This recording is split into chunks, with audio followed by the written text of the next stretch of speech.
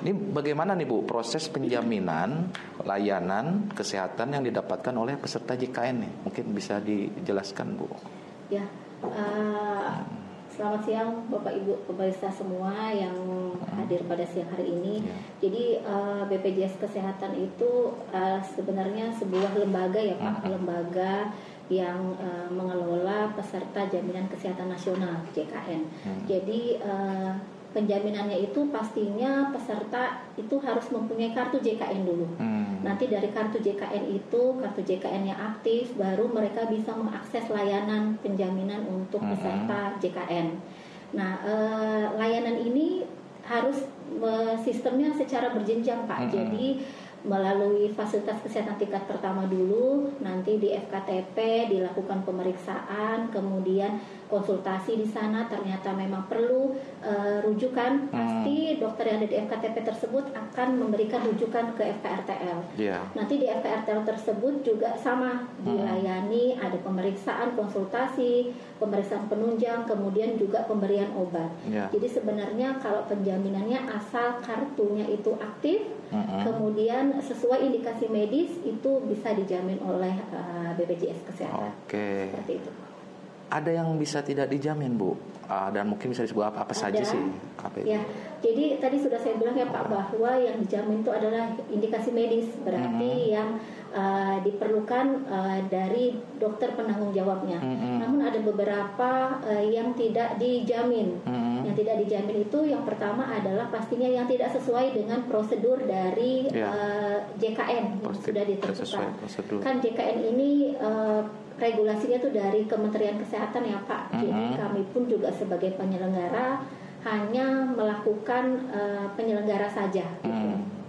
Jadi kalau tidak sesuai dengan ketentuan, maka dia tidak masuk di dalam penjaminan.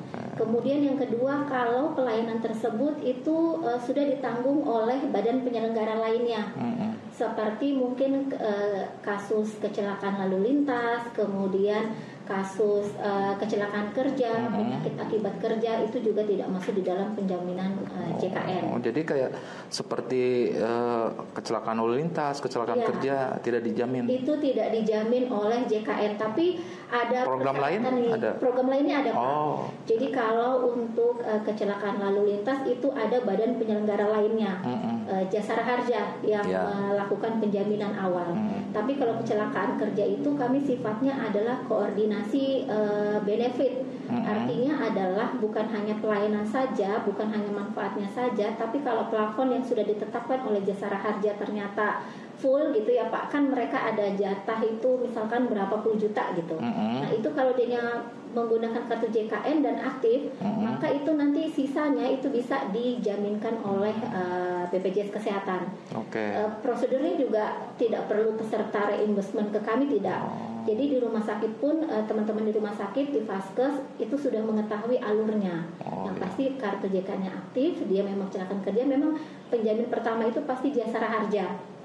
Jadi BPJS Kesehatan itu hanya menunggu dari surat keterangan atau pernyataan dari Jasara Harja tersebut. Ini plafonnya udah lebih atau cukup.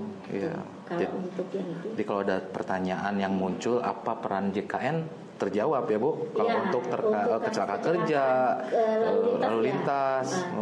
Kalau kecelakaan kerja itu berbeda Pak. Kalau tadi kecelakaan lalu lintas kan dia sifatnya itu koordinasi benefit ya Pak. Tapi kalau untuk yang kecelakaan kerja dan penyakit akibat kerja, dia hanya koordinasi pelayanan. Jadi kalau sudah dijamin dianya memang murni curiga atau memang sudah positif untuk kecelakaan kerja dan penyakit akibat kerja, maka BPJS Kesehatan itu tidak ikut campur di dalam situ gitu. Jadi memang sepenuhnya itu langsung ke badan penjamin lainnya. Kalau di PNS kan biasanya Taspen. Kalau untuk perusahaan atau BUMN itu biasanya dengan BPJS Ketenagakerjaan seperti itu. Atau mungkin Asabri dan yang lainnya.